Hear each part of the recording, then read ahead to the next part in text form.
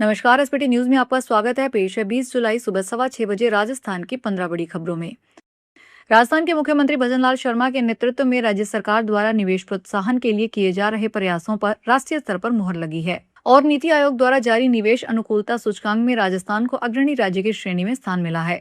आधिकारिक सूत्रों के अनुसार समग्र रैंकिंग में राज्य देश भर में 10वें और बड़े राज्यों में 8वें स्थान पर रहा। वहीं बड़े राज्यों की श्रेणी में नियमों के सरलीकरण में राजस्थान ने दूसरा, निवेश प्रोत्साहन नीतियों में तीसरा और संसाधनों के क्षेत्र में 5वां स्थान प्राप्त किया है। यह राज्य में निवेश को बढ़ावा देने, उद्योगों के लिए बेहतर माहौल तैयार करने और कारोबार को आसान बनाने की दिशा में किए गए सुधारों का परिणाम है। राजस्थान के किसानों को अब आधुनिक कृषि यंत्र किराए पर लेने के लिए चक्कर नहीं लगाने पड़ेंगे। कृषि विभाग और टैफे जे फार्म सर्विसेज के बीच होने वाले एमओयू के बाद किसान साथी पोर्टल के जरिए ट्रैक्टर और आधुनिक कृषि यंत्र बिना अतिरिक्त सेवा शुल्क के ऑनलाइन किराए पर ले सकेंगे।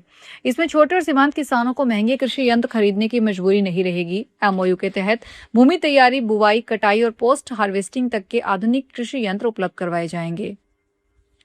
मुफ्त शिक्षा के बहाने गरीब और आदिवासी बच्चों का उदयपुर से ले जाने का मामला सामने आया है। गिरोह बच्चों को बस से अहमदाबाद और फिर वहां से ट्रेन से गोवा लेकर पहुंचा था। बच्चों को तमिलनाडु ले जाने की तैयारी थी, लेकिन रेलवे पुलिस ने पकड़ लिया। शुरुआती जांच में सामने आया है कि गिरोह पहले भी कई बच्चों को तमिलनाडु भेज चुका है। छुड़ाए गए सभी बच्चे झाडोल के गांवों के रहने वाले हैं। गिरोह से छुड़ाए बच्चों में 2 लड़कियां, 5 लड़के जिनकी उम्र 7 से 12 वर्ष के बीच है। बच्चों ने पूछताछ में बताया कि वे चर्च जाया करते थे। राजस्थान के मुख्यमंत्री भजनलाल शर्मा ने कहा कि प्रधानमंत्री नरेंद्र मोदी के नेतृत्व में देश आज अमृत काल में है और दुनिया के अग्रणी राष्ट्रों के रूप में उभर रहा है तथा आज हमारी संस्कृति उसी रूप से पूरी दुनिया में अपनी पहचान बना रही है। शर्मा रविवार को जयपुर के बिड़ला ऑडिटोरियम में आयोजित हनुमान कथा का श्रवण किया और इस अवसर पर यह बात कही। उन्होंने कहा कि स्वामी गोविंद देवगिरी जी महाराज जैसे संतों के सानिध्य में होने वाले धार्मिक आयोजन समाज में सकारात्मकता और उच्च संस्कारों का संचार करते हैं।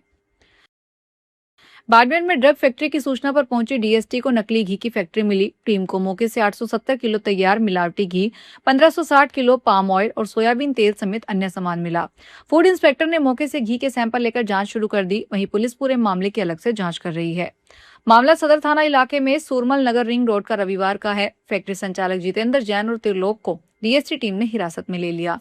दोनों आरोपी बाजार से असली घी लाकर इसमें पाम ऑयल मिलाकर नकली घी बनाते थे। राजस्थान में बीकानेर के किसानों को खजूर की खेती रास आ रही है। इस वर्ष एक और जहां खजूर का उत्पादन अच्छा रहा, वहीं दूसरी ओर किसानों को बाजार भाव अच्छा मिलने से खजूर पौधारोपण के प्रति किसानों का रुझान बढ़ रहा है। किसानों ने प्रति पौधा 80 से 100 किलोग्राम तक फल प्राप्त किए और 50 से 80 प्रति किलोग्राम तक बाजार भाव मिलने से किसान खजूर की खेती को उत्साहित हैं। किसान खजूर का फल राज्य के बाहर दिल्ली, चंडीगढ़, हरियाणा, पंजाब तक विपणन करके अच्छा लाभ कमा रहे हैं। माउंट आबू के देलवाड़ा रोड पर रविवार शाम करीब 4:50 पर एक साथ 4 भालू विचरण करते हुए देखे गए। बारिश की शुरुआत के साथ ही भालुओं का आबादी क्षेत्र में आना सामान्य बात है, लेकिन इतनी संख्या में उनका दिखना असामान्य है।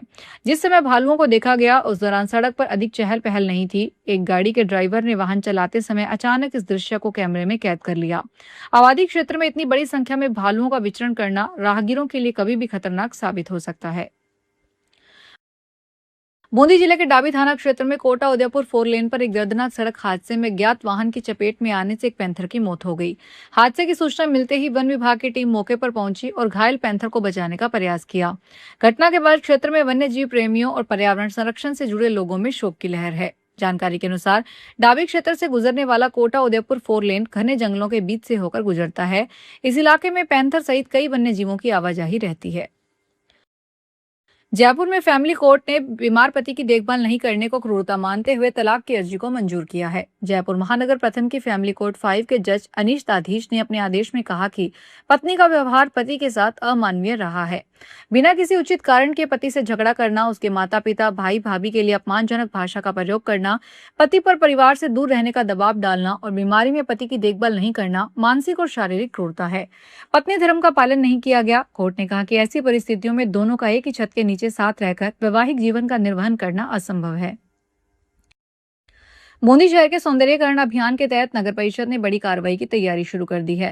पहले चरण में बूंदी बाईपास क्षेत्र का सर्वे कर करीब 60 मकान मालिकों को नोटिस जारी किए गए हैं। इन मकानों को शहर के दृश्य और प्रस्तावित सौंदर्यीकरण योजना में बाधा माना गया है।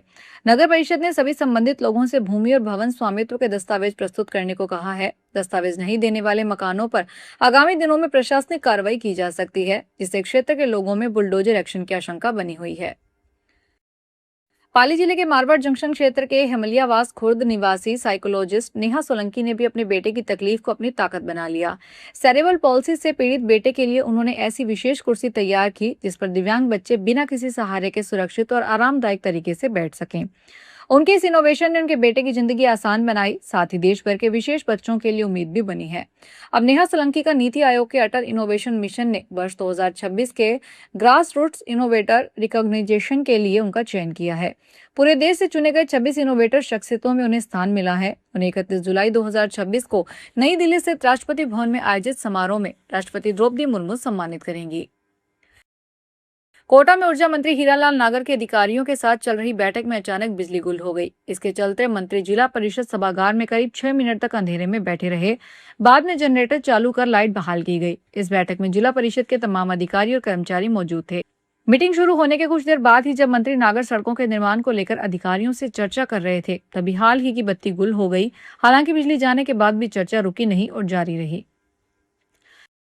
बॉलीवुड एक्टर राजपाल यादव रविवार को जयपुर के प्रसिद्ध गोविंद देव जी मंदिर पहुंचे। राजपाल यादव ने ठाकुर जी के दर्शन कर पूजा अर्चना की। जैसे ही एक्टर के मंदिर में पहुंचने की सूचना लोगों को मिली, उन्हें देखने और फोटो खिंचवाने के लिए बड़ी संख्या में श्रद्धालु और प्रशंसक उमड़ पड़े। पुलिस की सुरक्षा में उन्हें मंदिर के दर्शन करवाए गए और भीड़ से निकालकर कार तक पहुंचाया गया। सुरक्षा कर्मी और मंदिर प्रशासन को व्यवस्था बनाए रखने के लिए काफी मशक्कत करनी पड़ी। इसके बावजूद भीड़ के बीच भी राजपाल यादव ने अपने प्रशंसकों का अभिवादन किया और मुस्कुराते हुए उनके साथ तस्वीरें खिंचवाई। टोंक में रविवार को ग्रामीणों ने टोडा रायसिंह स्टेट हाईवे पर 1 घंटे तक धरना प्रदर्शन किया। हमीरपुर के ग्रामीणों ने यह प्रदर्शन 3 दिनों से लगातार अघोषित बिजली कटौती और जर्जर ट्रांसफार्मर के विरोध में किया। इससे परेशान होकर ग्रामीणों ने बिजली निगम के खिलाफ जमकर नारेबाजी की। इस दौरान ग्रामीणों ने नियमित एवं निर्बाध बिजली आपूर्ति की व्यवस्था सुचारू करने और जर्जर ट्रांसफार्मर को तत्काल बदलने की मांग की।